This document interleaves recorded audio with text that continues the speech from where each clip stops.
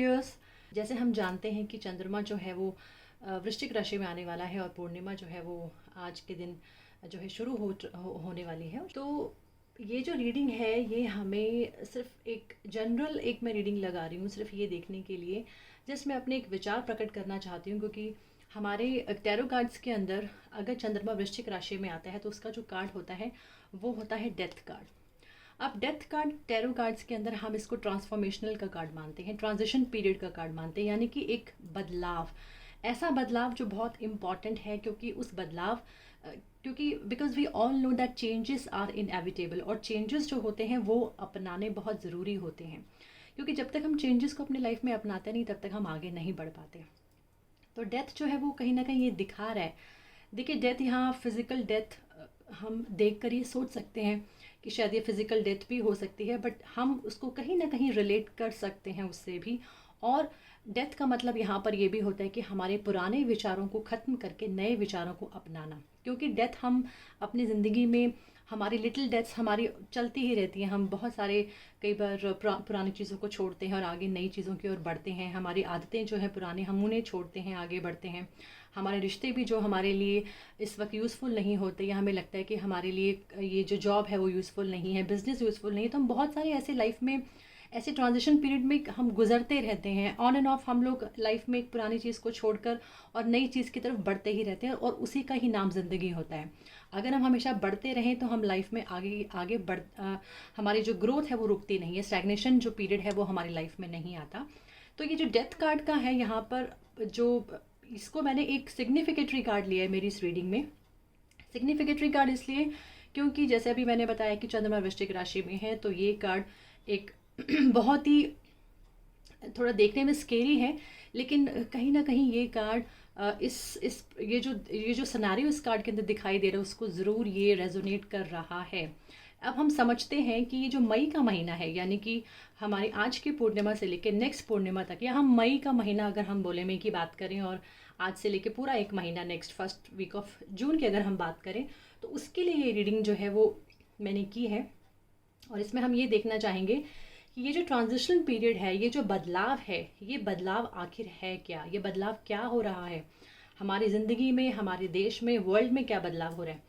देखिए एक मेरे एक सिर्फ विचार है, मैं अपने विचार प्रकट कर रही हूँ, मेरे व्यूज़ हैं ये सिर्फ, इसके लिए आप कोई ये मत सोचेगा कि ये मैं किसी चीज़ की प्रेडिक्शन कर रही हूँ, जस्ट अ जनरल व्यू है। जो मेरे कार्ड्स आए मैं उसके हिसाब से अपने कार्ड्स को जस्ट रीड कर रही हूँ।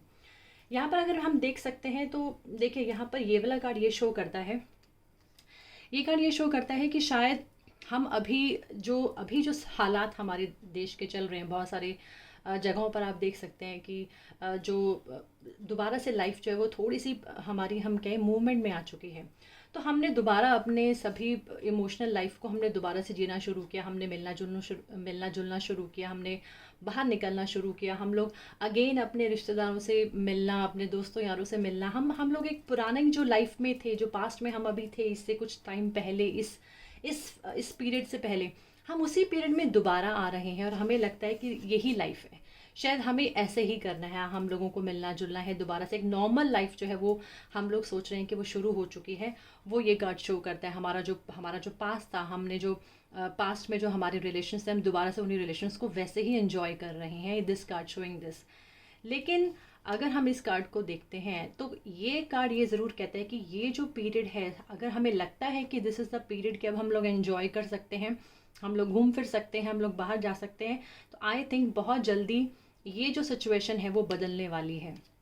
Because the 7 of pentacle card it is showing कि जो भी अभी तक हम लोगों ने डिसीजन लिया, या हमारी जो हाई अथॉरिटीज़ ने डिसीजन लिया, या हम जो समझ रहे हैं कि शायद ऐसे समय आ रहा है कि हम लोगों को ये सब चीज़ें करनी है, but this is not the exact scenario, क्योंकि ये कार्ड ये शो कर रहा है कि अभी स्ट्रैटेजीज बहुत बदलने वाली हैं। अभी दोबारा से हायर अथॉरिटीज़ अपनी जो एक्शन लिया उन्होंने उसको एक्सेस करने वाली है। हमें इस वक्त अपनी सिचुएशन देखने की ज़रूरत है कि where we are standing now, हम लोग कहाँ पर हैं, हम कहाँ गलती कर रहे हैं। हमें इस कार्ड से ये पता चल रहा है कि इस वक्त समय आ गया है कंसिडरेशन का, समय आ गया है कंटेम्पलेशन का, समझदारी से दोबारा से स्ट्रेटजीज बनाना, दोबारा से उसी तरह से जो ऑलरेडी हम जिन रूल्स के साथ चल रहे थे उन पे काम करने का। तो ये कार्ड शो करता है कि हमें देखना पड़ेगा कि हम कहाँ गलती कर रहे हैं और आगे हम क्या और तरीका अपना सकते हैं इस सिचुएशन को कोप अप करने का, इस सिचुएशन को मैनेज करने का। फिर हम ये वाला कार्ड देखते हैं। ये वाला कार्ड हमें ये कह रहा है कि मई के महीने में, या हम 20 मई के बाद की अगर बात करें, वो जो समय है, वो समय ये शो करता है कि बहुत हायर एनर्जीज लेकर आ रहा है। वो एनर्जीज जो है वो हमारे लिए, अगर मैं इस कार्ड के साथ इसको भी रिलेट करती हूँ, तो हायर एनर्जीज किधर आ रही हैं?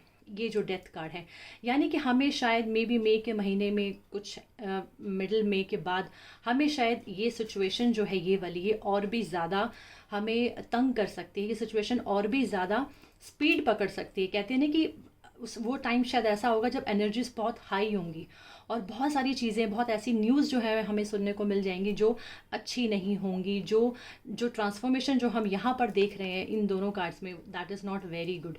शायद हमारे जो यंगस्टर्स हैं उनको समझ में आएगा कि उनको क्या चीज़ बदलने की ज़रूरत है। बहुत से ऐसे लोग सामने आएंगे जो जिनको ये समझ में आएगा कि हम कहाँ गलती कर रहे हैं। शायद हमारे जो हायर अथॉरिटीज़ हैं वो बहुत कुछ करने की कोशिश कर रहे हैं, लेकिन हम समझ नहीं पा रहे हैं। तो हमारी जो समझ है वो यहाँ हमें समझनी पड़ेगी, हम कहाँ गलती कर रहे हैं, क्यों सिचुएशन इतनी वर्स्ट होती जा रही है, क्यों सिचुएशन थोड़ी सी हाथ से निकलती हुई दिखाई दे रही है। तो हम लोगों को मई के एंड में ये समझना पड़ेगा कि हम क्या चीज़ें जो है वो बदल सकते हैं, हमें क्या चीज़ें अपनानी चाहिए ताकि हमारी जो सिचुएशन है वो ये ना हो जाए। उसके बाद अगर हम देखें अगेन, अगर हम इन दोनों कार्ड्स को देखते हैं तो ये दोनों कार्ड्स यही शो करते हैं कि this is the card of defensive, यानी कि इस सिचुएशन के बाद हम लोग इतना डिफेंसिव हो जाएंगे, हर इंसान डरेगा, हर इंसान अपने आप को बचाने की कोशिश में लग जाएगा। क्योंकि ये कार्ड ये कहता है कि ये जो सिचुएशन है इसमें हम लोग एक कहते हैं ना कि अपने अपनी अपनी जान को या अपनी ज़िंदगी को या अपनी फैमिली को संभालने की कोशिश में लग जाएंगे। ये जो जो एक्टिव हायर एनर्जीज की ये जो टाइम पीरियड है, इस टाइम पीरियड के बाद ऑब्वियसली ये वाला पीरियड आएगा जब हम लोगों को समझ में आएगा कि हम लोगों को एग्जैक्टली करना क्या है। तो इसीलिए सिचुएशन जो है वो थोड़ी सी बिगड़ती हुई नज़र आ रही है, क्योंकि डेथ कार्ड जो है चंद्रमा वृश्चिक राशि में, चंद्रमा जो होता है वो हमारे मन का होता है, हमारे इमोशंस का होता है, हम सभी जानते हैं।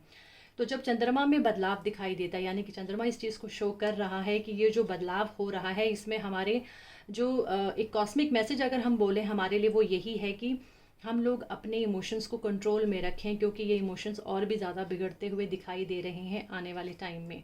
तो ये हमें कहता है कि हमें अपने लिए स्टैंड लेना पड़ेगा, हमें अपने व्यूज़ बदलने पड़ सकते हैं, हमें हमें उस चीज़ से लड़ने की ज़रूरत और भी ज़्यादा पड़ सकती है इस समय के दौरान। तो इसीलिए ये जो रीडिंग है, इस रीडिंग के दौरान इस रीडिंग में यही मैं बोलना चाहूँगी कि बहुत सारी चीज़ें जो हैं वो बदलती हुई दिखाई दे रही हैं, क्योंकि ये वाला कार्ड जो है वो ये शो कर रहा है कि कोई छोटी मोटी चीज़ नहीं है। हम लोग शायद अभी इस सिचुएशन को समझ नहीं पा रहे हैं, हम इसे बेयर नहीं कर पा रहे हैं और हम लोग एक नॉर्मल लाइफ की तरफ जा रहे हैं। तो उस इतना नॉर्मल होने की ज़रूरत नहीं है।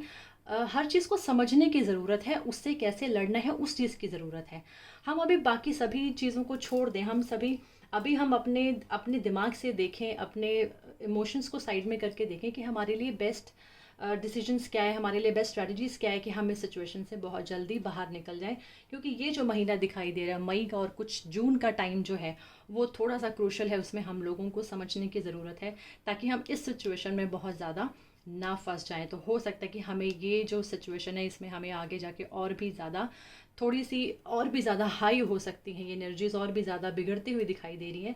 तो आप सभी से ये मेरा एक मेरे पर्सनल व्यूज़ हैं, ये इसको एक सिर्फ जनरल रीडिंग आप इसको समझें, एक मेरे व्यूज़ समझें कि मैं ये सिर्फ यही कहना चाह रही हूँ कि जितना हो सके हम इस सिचुएशन को हैंडल करने की कोशिश करें, मैनेज करने की कोशिश करें, हायर अथॉरिटीज़ की बात मानें और अपने घर से बहुत ज़्यादा कम निकलें, क्योंकि ये समय जो है ये दिखाई दे रहा है। मैं इसको ऐसे नहीं बोलना चाहूँगी, लेकिन आप समझ सकते हैं कि ये सिचुएशन क्या है, कि ये चीज़ किसी को नहीं छोड़ेगी। ये ना धर्म देखती है, ना आपका ये स्टेटस देखती है, कुछ नहीं देखती। ये किसी के साथ भी ये सिचुएशन आ सकती है। जो बदलाव है वो किसी की ज़िंदगी में भी आ सकता है। ये बदलाव आपके विचारों का भी हो सकता है, ये जो बदलाव है ये आपके फैमिलीज़ का, आपके बिजनेस का, हर चीज़ का बदलाव नज़र आ रहा है। तो इसके साथ हमें जीने की ज़रूरत है। तो ये जो समय है इसको बहुत ध्यान से निकालें। So this is my general reading. आप इससे समझ सकते हैं, सिर्फ गाइडेंस ले सकते हैं, सो दिस इज़ अबाउट ये जो कमिंग हमारा जो मंथ आ रहा है आज से लेके और next first week of June तक मेरी ये रीडिंग थी, और बहुत जल्दी मैं ऐसे ही बहुत जल्दी हम आगे और आपके लिए रीडिंग्स लेकर आएंगे। Till then take a goodbye and stay home and stay happy, मैं यही कहना चाहूँगी। Thank you so much.